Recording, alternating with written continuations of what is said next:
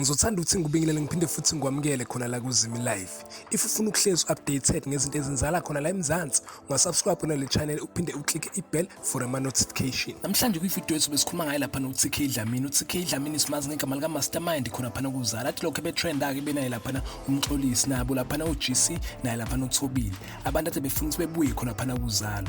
Impela uZalo ngathi lila elileke ikhalazo zabantu because ngempela sibonile lapha uGC benaye lapha noThobile ukuthi babuyile. And nangu Mastermind uZalo namhlanje likhiphe istatement lisho ukuthi uMastermind namhlanje sombona. Lezi indaba ezimnandi for umthando ozalo impela. Remember ukuthi uMastermind benomxolisi ukuthi bahamba benzeni lapha kuZalo. So ke namhlanje impela kumele ukuwe ukuze ubone ukuthi uzofika kanjani kuzokwenzakalani. And remember unomxolisi naye futhi uyabuya noma izake idate benga confirm kahle but uyazi mina ngikhona phone ngizokhe ngikubhekela.